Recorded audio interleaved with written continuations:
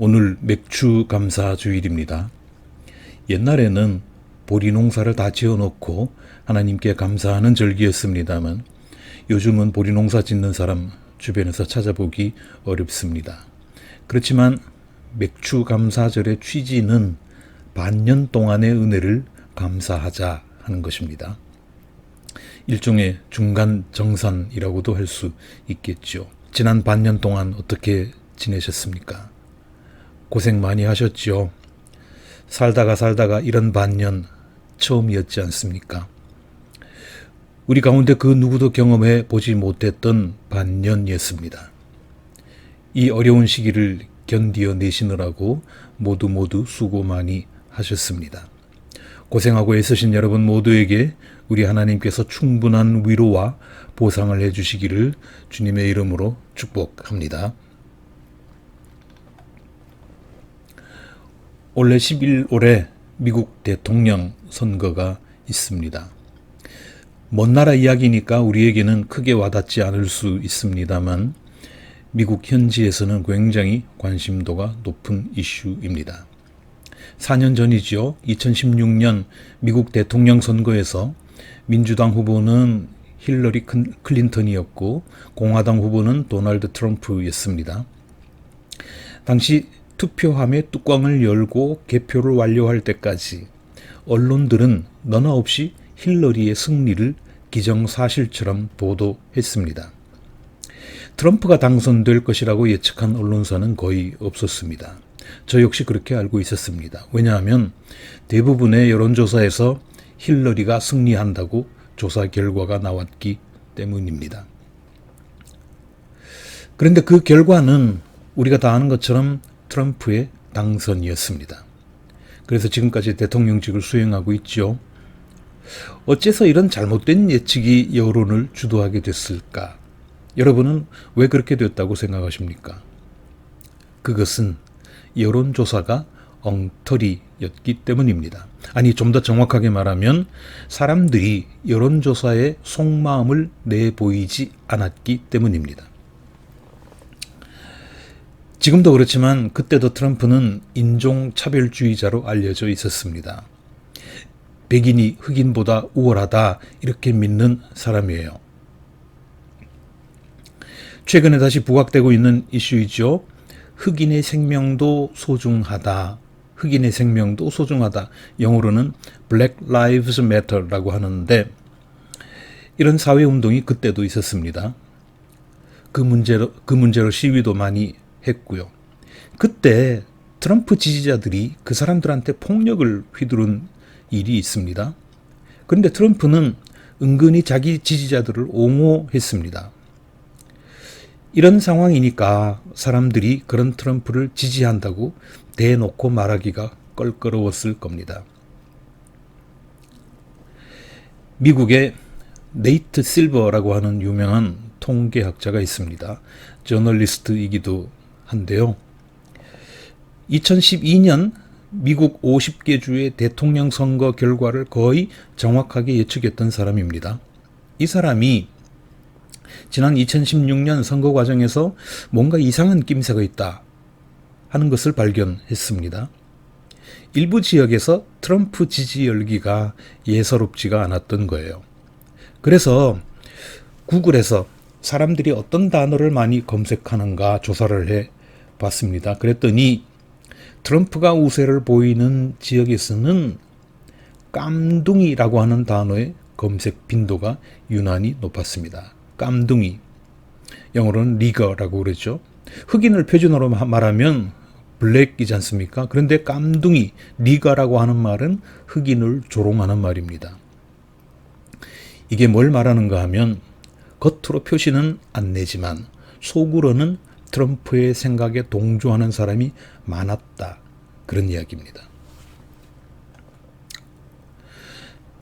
물론 네이트 실버가 이 단어 하나만 가지고 판단한 것은 아닙니다. 세계에서 사람들이 가장 많이 이용하는 검색 엔진이 구글이잖아요. 어마어마한 데이터가 구글 서버에 쌓입니다. 지금도 쌓이고 있습니다. 이걸 빅데이터라고 하는데요.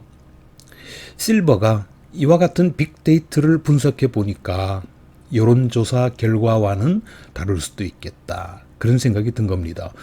트럼프가 당선될 수도 있겠네? 그럴 가능성이 높네? 이렇게 예측했습니다.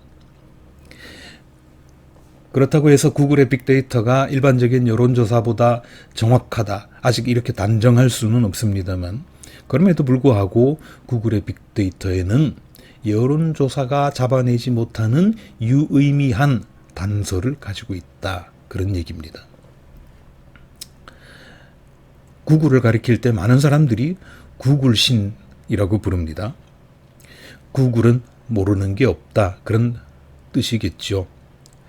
저도 스마트폰 운영체제가 구글에서 만든 안드로이드입니다만, 저는 검색어 저장 기능이나 위치 기능 같은 거, 이런 거 웬만한 것들은 다 꺼두고 씁니다.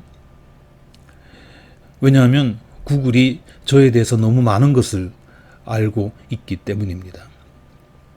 여러분들 시간 날 때 한번 해보세요. 구글 계정 정보에 들어가 보시면 온갖 정보가 다 나오는데 10년 전 몇 월, 며칠, 몇 시, 몇 분에 어디 가서 뭘 했는지 그런 것까지 다 나옵니다. 제 정보를 보니까 2015년도에 인도에 갔었는데 그 기록이 고스란히 그것도 아주 자세하게 남아 있습니다. 그때는 위치 정보를 꺼두지 않았기 때문에 그런 건데요. 이처럼 이 사람들은 무지막지한 데이터를 가지고 있습니다. 그것도 한 사람의 정보만이 아니라 수십억 명의 정보를 가지고 있습니다. 정보만 놓고 보면 거의 하나님 노릇도 할 수 있을 정도예요. 빅데이터라고 하는 거 참 무섭습니다. 대단한 존재입니다. 이렇게 개별 데이터가 쌓여서 빅데이터가 되면 겉으로 드러나는 것뿐만 아니라 사람들이 숨기고 있는 의중까지 파악할 수 있습니다. 그런데요, 이 빅데이터의 중요성은 요즘 사람들만 생각한 것은 아닙니다. 옛날부터 그런 생각을 가지고 있었던 사람들이 있었어요. 고대 동양의 정치 철학서지요, 한비자라고 하는 책에 보면 이런 말이 나옵니다. 나라를 다스림에 있어서 군주 한 사람의 역량이나 지혜보다는 온 국민의 역량과 지혜를 쓰는 것이 낫다. 이렇게 적혀 있습니다. 임금만의 지혜가 아니라, 신하들만의 지혜가 아니라 온 국민의 역량과 지혜를 모아야 한다는 거예요. 빅데이터를 활용해야 한다는 말입니다. 성경을 잠깐 봅시다. 세상에서 가장 지혜로운 사람, 그런 사람이 누구인가? 성경에서 말하는 답은 솔로몬입니다. 하나님은 솔로몬을 가리켜서 세상에서 전무후무하게 지혜로운 사람이라고 단언하셨습니다. 열왕기상 3장 12절에 이렇게 기록되어 있습니다. 이제 나는 네 말대로 내게 지혜롭고 총명한 마음을 준다. 너와 같은 사람이 너보다 앞에도 없었고 내 뒤에도 없을 것이다. 이렇게 말씀하셨습니다. 자, 이 정도로 남다른 솔로몬의 지혜 어디서 생겼습니까? 하나님께서 주셨다고 했죠. 이 이야기는 이렇게 시작이 됩니다. 하나님께서 솔로몬한테 말씀하셨죠. 예, 솔로몬아, 내 소원이 뭐냐? 말해봐. 내가 들어줄게. 그때 솔로몬은 지혜를 달라고 간청했습니다. 근데 솔로몬의 대답이 참 재밌습니다. 뭐라고 했는가 하면 열왕기상 3장 7절인데요. 저는 아직 어려서 나가고 들어오고 하는 처신을 제대로 할 줄 모릅니다. 이렇게 말했습니다. 아직 어리다는 거예요. 아직 어리다. 이게 무슨 말입니까? 데이터가 덜 쌓였다. 그 말이죠. 내가 가진 데이터는 양이 너무 적어서 뭐 하나도 제대로 분석해낼 수 없으니 하나님께서 빅데이터를 제공해 주셔야겠다. 그 뜻입니다. 아까 한비자 말씀드렸는데 동양의 한비자는 기원전 3세기 책이고요. 중동의 솔로몬은 기원전 10세기 사람입니다. 자, 이렇게 옛날 그 사람들도 데이터 수집 기술이 요즘 같지 않아서 그렇지 빅데이터의 중요성을 알고 있었다는 겁니다. 자, 우리 한번 생각해 봅시다. 사람 하나가 한평생 쌓는 데이터, 이게 얼마나 될까요? 디스크에 담을 수 있을지 모르겠습니다만은 엄청난 용량이 필요할 겁니다. 지금 우리가 쓰고 있는 데이터 단위로는 계산도 못할 거예요. 기가바이트니 테라바이트니 페타바이트니 뭐 이런 단위로는 가당치도 않습니다. 사람 하나가 움직이면서 얻게 되는 정보, 그 데이터를 1시간만 담으려고 해도요, 그 양은 정말 엄청날 겁니다. 사람의 눈이 카메라보다 못한 것 같아도 그렇지가 않아요. 사람의 눈이 사물을 보는 영상, 이거는 해상도로 따질 수 없을 정도로 굉장히 정교합니다. 그리고 사람의 귀로 듣는 사운드의 음질, 이거를 고스란히 담을 수 있는 오디오 장비는 아직까지 존재하지 않습니다. 아무리 비싼 오디오 기기라고 하더라도 사람 귀로 듣는 것만은 못하다는 소리예요.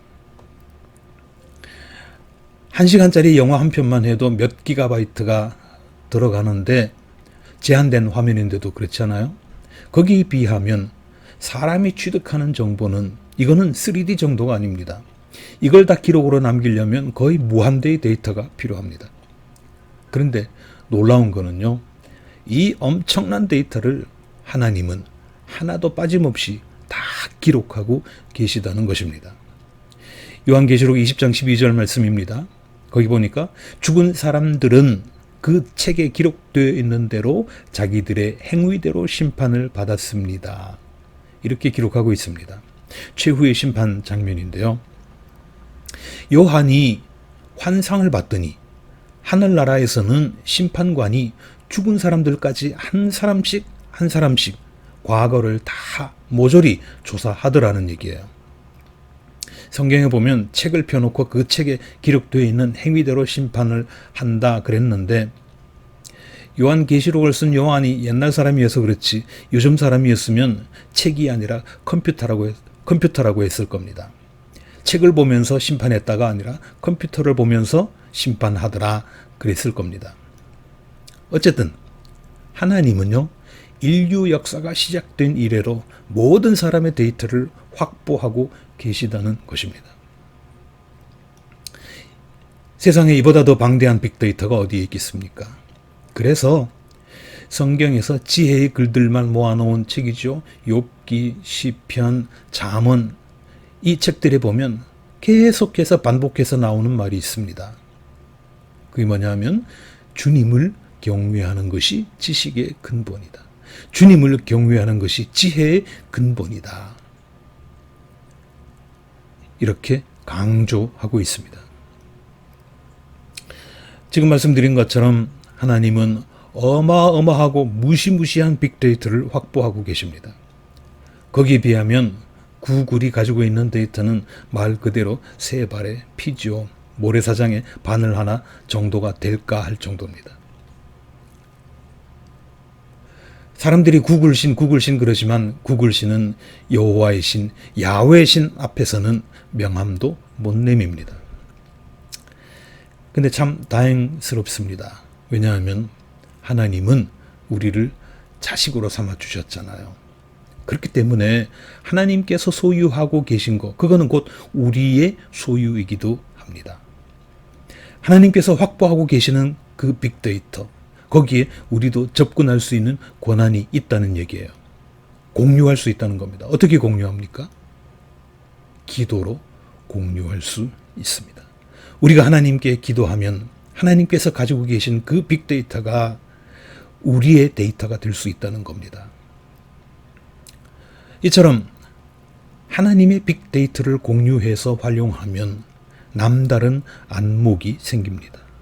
남들이 보지 못하는 것을 보게 됩니다. 남들이 예상하지 못하는 것도 예측할 수 있게 됩니다. 저와 여러분의 아버지이신 하나님께서 가지고 계신 빅데이터를, 이걸 지혜롭게 잘 활용하시기 바랍니다. 그렇게 함으로써 세상에서 가장 지혜로운 사람에 속하는 하나님의 자녀들이 되시기를 주님의 이름으로 기원합니다.